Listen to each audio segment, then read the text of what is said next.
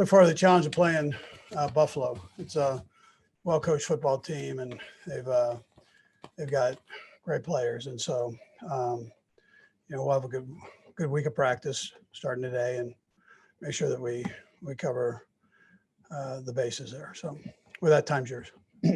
Go first to Sam Mellinger. Go ahead, Sam. Hey, Andy, I know we've asked a lot and you've talked a lot about Patrick's leadership, but I'm curious how you've seen that maybe evolve from his first year as a starting quarterback, particularly in moments like this. I'm just wondering if after losses, if you see him being quicker to, challenge rather than encourage.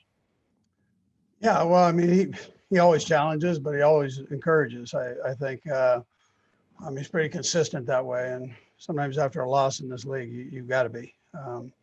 So those things happen, and you work through it, and you bear down and just make sure you keep the details right. And that's what he's all about. So let's go next to Pete Sweeney. Go ahead, Pete.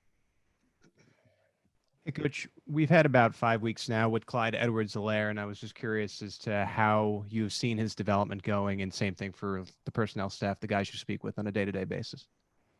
Yeah, he's done I think a very nice job, both catching the ball and running the ball. So, and I think every snap is a good thing to put under his belt and to learn from. So I've been very happy with how he's performing, and he'll do nothing but get better. That's a great thing there. So, and I'm not going to speak for those guys, but I think they're, I think they're pretty happy about it.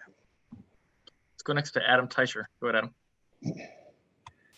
Hey, Andy, just wanted to do a couple things. Wanted to gauge the Chiefs' interest level in Le'Veon Bell now that he's a free agent, number one. And number two, is Sammy Watkins a candidate for IR, or do you guys anticipate that he doesn't necessarily have to miss 3 games?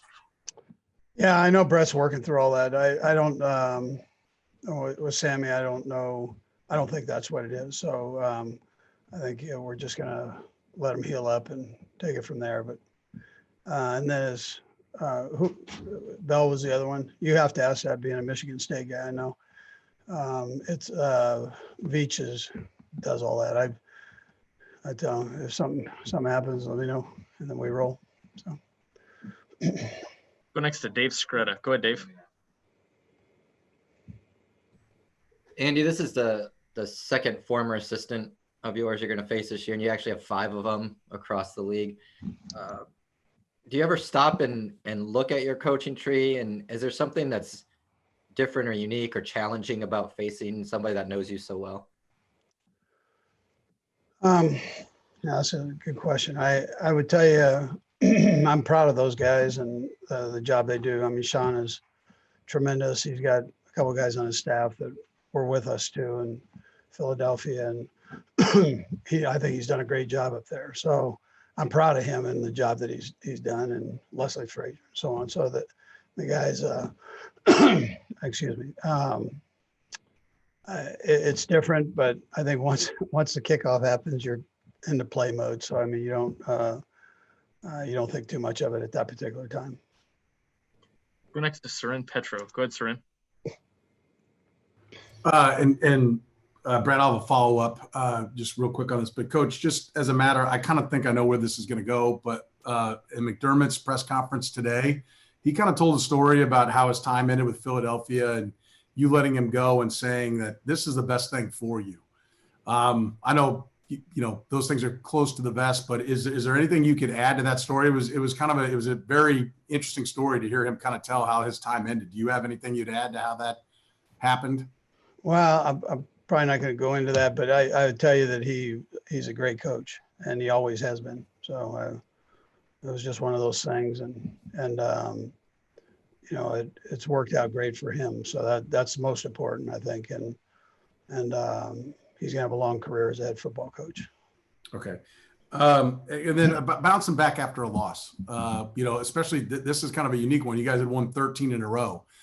It's not something you're used to. Is there anything you do differently? Is there something that, you approach, after a loss that you tweak to get guys focused, or is it just business as usual?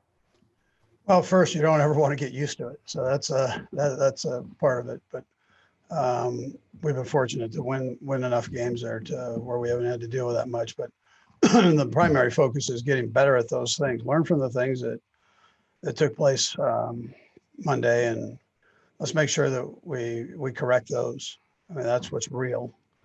And then go get yourself ready to play a good Buffalo team and to travel and so on. And all our energy and time should be spent on those couple things there. So learning from your mistakes, and then jump in and exhaust yourself on learning about Buffalo.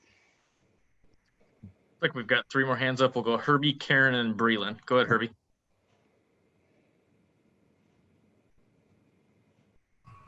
Hey, Coach. Good afternoon. Specific to Osamele with the torn tendons, how much do you anticipate season-ending surgery on him and injured reserve? Yeah, they're working all that out with the doctors and just making sure that they evaluate it and what he can do and can't do from here. And I mean, it's a process, right? Not doesn't happen very often where somebody has 2 injuries at the same time like that. So, well, they'll just nothing's been decided yet, so they're working through all that. Go next to Karen. Go ahead, Karen. Hi, Coach. Just a couple things. One, the scheduling, you were supposed to be playing them tonight, and because of the domino effect, the way it's gone, does it take a toll on the team when you've had to do this a couple times? I don't think it does. I mean, I haven't noticed that. I feel like the guys came into this season knowing that there was going to be change and you'd have to be flexible. They've seen it with other teams, so I mean, we feel like we're all in it together as the NFL. And then we just expected that things weren't going to be exactly the way it was set up to be, and you'd have to kind of roll with it. And so I think the guys have handled it very well, and I haven't really noticed any problems with that.